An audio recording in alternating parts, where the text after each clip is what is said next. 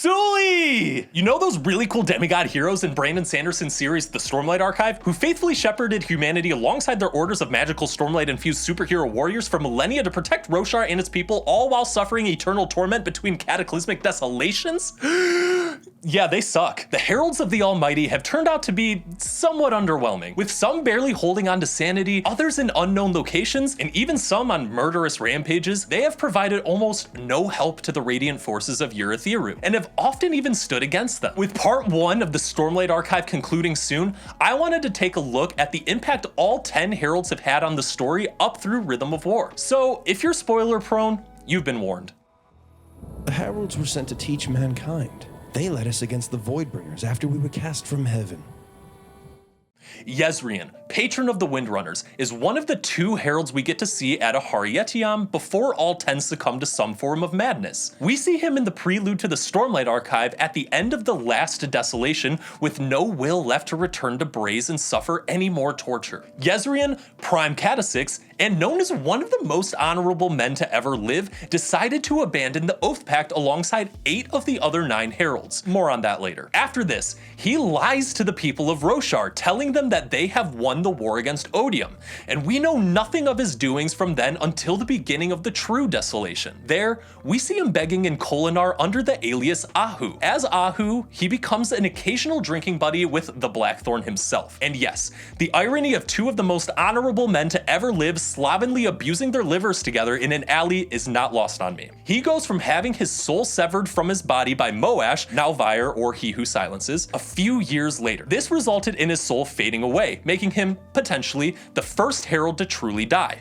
Once Herald of Kings, now dead in a gutter. Oh, how the mighty have fallen. Nale, patron of the Skybreakers, is one of those heralds I mentioned being on a murderous rampage. We first see Nale attending Gavilar's feast in the company of Kelek, a herald we will get to later. He was present for a secret meeting with Gavilar, and we aren't quite sure how they knew each other or what they were planning. Some years later, we see him in Interlude 2 of Words of Radiance, hunting and killing an elderly truth watcher named Yim. He sentenced the elderly man to death on the grounds that he was an accidental accomplice to a murder that happened 40 years prior. Words of Radiance Interlude 9 introduces us to the never-satiated edge dancer named Lift, as she's pursued by the herald Nale, who she calls Darkness. Nale's accomplices, possibly other Skybreakers, slay Lift's friend Gawx while hunting her, and in desperation, she uses the Surge of Progression to heal the boy. Gawx is subsequently named the Emperor of Makabak, giving him jurisdiction to pardon Lift's crimes, and Nale is forced to let her go. In the book Edge Dancer, Lift ends up tracking down and confronting the Herald again before she eventually joins up with the Knights Radiant and Urithiru. Those were just 2 of the many Surgebinder hunts Nale performed in a futile attempt to prevent the true desolation from coming. By the end of Oathbringer, Nale and his army of Skybreakers have fully sided with the Fused, since he believes that Odium has jurisdiction over Roshar. Finally, in Rhythm of War, Dalinar and Nale had a confrontation while fighting in Emul. During their interaction, Dalinar manifested some form of connection using his bondsmith powers with Nale, an interaction which left the Herald terrified. Through his perverse sense of judgment, Nale has found himself planted firmly in Odium's camp and has murdered an unknowable number of Radiants, truly a herald of justice. Taln, patron of the Stonewards, had the single coolest introduction of any of the heralds, bursting through the gates of Kholinar with his honor blade dripping water, muscles glistening. This is the one herald where I can mostly understand the condition he is in, as he was given the nickname Bearer of Agonies for a good reason. Taln was the sole herald to die in the last desolation, and the only herald to not abandon the Oath Pact. He would go on to spend the next 4,500 years being tortured by Odium on Braze, without any other herald to share his pain. After his impressive return to Roshar, he promptly went insane, repeating a warning of the desolation to come and how the heralds are supposed to help. After this, he went mostly catatonic, finding his way into the protection of Dalinar in the Shattered Plains. He stayed mostly entranced until Shallan Devar found him imprisoned in Dalinar's war camp. Triggered by her surge binding, he breaks out of a trance for a moment, terrifying Shallan before returning to his unresponsiveness. He is eventually stolen by Amaram in a scene that shows how cool the heralds could be. When Yatul of the Ghostbloods attempts to assassinate Amaram by shooting him with poisoned blow darts, Taln, Herald of War and Soldiers, breaks out of his stupor, catching the darts mid-air, saving Amaram's life.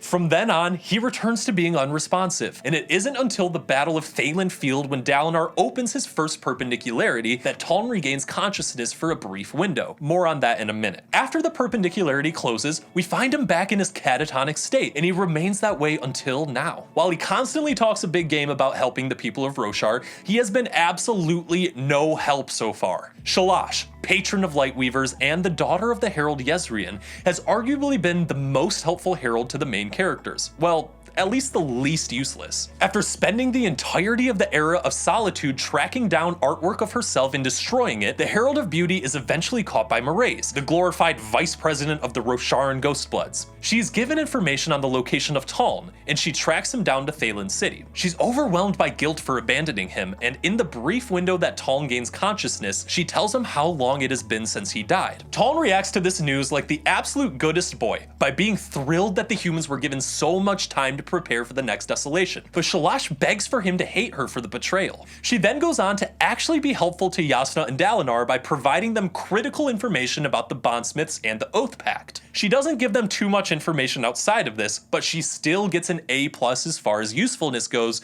when compared to the others. Chanarach, patron of the Dustbringers, has become a hot topic in recent times, as it is widely assumed that she is actually Shallan Devar's mother. As the theory stands, when Shallan killed her mother with Testament Blade, the Herald died and went back to Braze as the Oath Pact required. Shanna quickly broke from the torment and torture, returning to Roshar with Taln. This is a very compelling theory in our opinion, and we've linked a Reddit thread below that goes over it in much greater detail. Unfortunately, we have only seen her a few times in the story, but it isn't confirmed exactly when or where. Thanks, Brandon. If this theory is true, it would mean that the Herald of the Common Man was a lunatic who killed one of her own daughters and had the intent to kill Shallan as well. Happy Mother's Day, Shanna. Battar, patron of the Elsecallers, is another one of the heralds that has been actively working against the heroes on Roshar. This sucks for me because I am an Elsecaller and she is my mommy. She first shows up in our story under the alias of Dova, where she joins Taravangian and assists the organization called the Diagram. She helped undermine Dalinar for Taravangian, though he eventually abandoned her as the Diagram progressed in its mission. Actually, Dova was the person who told Taravangian about the desolation to begin with, which led him to acquiring Szeth and eliminating monarchs across Roshar. It's not clear where she might head next, but siding with Odium's brand new vessel is absolutely an option. Kelek, patron of Will Shapers, is the POV character in the prelude to the Stormlight archive. We see him growing weak of will and abandoning the Oath Pact along with the rest of the heralds, save Taln. He is also the other man seen with Nale at Gavilar's feast, and we know he has some part to play in the start of the true desolation. He then disappears, and we don't see him again until Shallan and Adolin take their expedition to Lasting Integrity in Shadesmar, the city of the Honor Spren. There, we find that he has become the High Judge, ironic since he has difficulty making any decisions, as he hides from conflict on Roshar and the Ghostbloods who are chasing him. After Adolin's trial, Kelek has seemingly become amiable with the Radiants, speaking with Shallan and Adolin about the Deadeyes and what is to come. He is currently with the Newlyweds in Shadesmar, but is still being hunted by the Ghostbloods. It's likely he will continue to hide and avoid conflict, but hey, at least he was mildly helpful. Ishar, patron of the Bondsmiths, led an army from Tukar in a war against Emul for years. He was also the one to tell Nale to start hunting down all the new Radiants to slaughter them. In Rhythm of War, we see Dalinar and his cohort of Windrunners fly into Tukar to get more information about Bondsmith abilities from Ishar. Unfortunately, the Herald of Luck had already gone mad like the rest and was convinced that Dalinar was the champion of Odium. Ishar is incredibly dangerous as he retrieved his own honor blade from Szeth's father after killing him. The Stormfather described him as a bondsmith unchained. That's terrifying. He created a connection with Dalinar and stole his bond to the Stormfather. Bad news. Luckily, he also stole Dalinar's connection to Odium, and he realized that they are opposed to each other. That means Dalinar was not lying to him. Nightblood goes on to do Nightblood things, and severing the Herald of Heralds' bond to Dalinar and chipping his honor blade, which prompts Ishar to leave. Upon opening his own perpendicularity to head to Shinovar, he briefly gains his sanity back and asks Dalinar to come and find him. After the literal dust settles, we get a final glimpse of Ishar's insanity when Dalinar finds his experiments on Radiant Spren. Ishar had been bringing Radiant Spren into the physical realm, where he would then dissect their bodies after they had died. This scene in this book was straight out of a horror novel, and goes to show how far the Binder of Gods has fallen.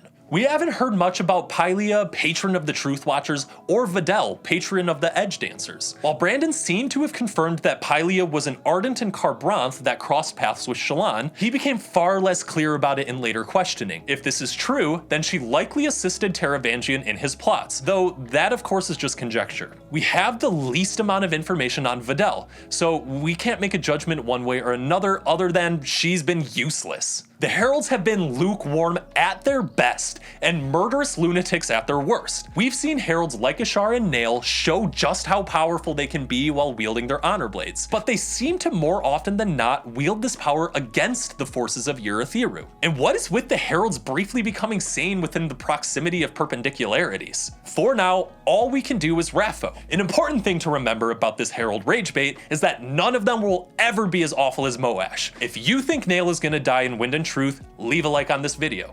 And if you think Chanarach is the worst mommy ever, then subscribe. Colo?